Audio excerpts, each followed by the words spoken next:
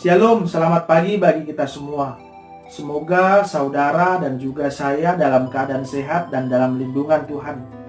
Marilah kita memulai hari ini dengan membaca merenungkan kebenaran firman Tuhan yang akan menuntun dan menguasai hidup kita dalam satu hari ini.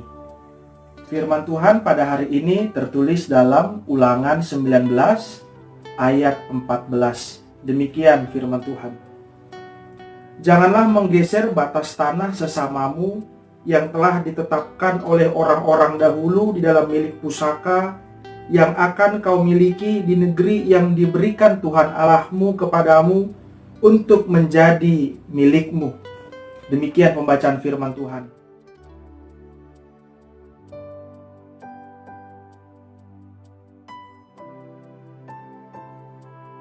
Saudara-saudari yang dikasihi oleh Tuhan kita Yesus Kristus, apa yang kita rasakan kalau hak kita diserobot atau diabaikan oleh sesama kita? Marah, kesal, sakit hati, terganggu?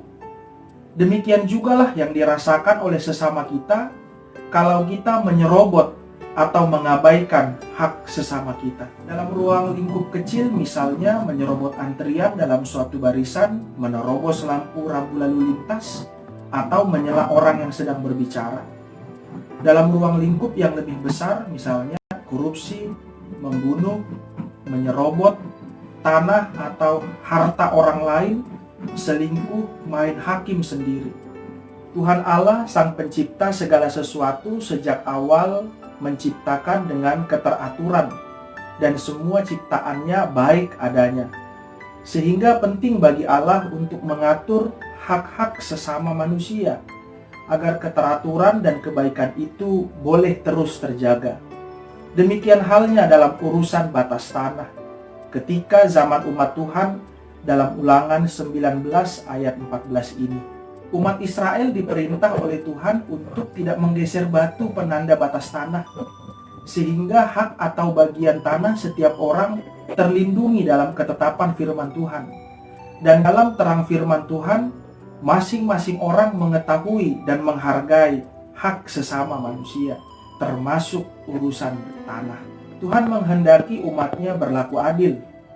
Pelanggaran terhadap hal-hal tersebut, kecurangan-kecurangan, termasuk menggeser batu penanda batas tanah, tentu akan menimbulkan perselisihan dan pertentangan antar sesama manusia, bahkan hukuman dari Tuhan.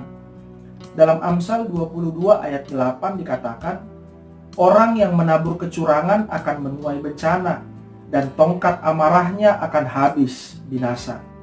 Tuhan Yesus Kristus dalam khotbah di bukit yang tertulis di Matius 7 ayat 12 mengatakan, segala sesuatu yang kamu kehendaki supaya orang perbuat kepadamu, perbuatlah demikian juga kepada mereka. Itulah isi seluruh hukum Taurat dan kitab para nabi.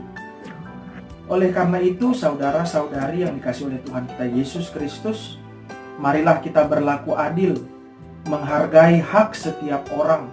Jangan ambil yang bukan bagian kita.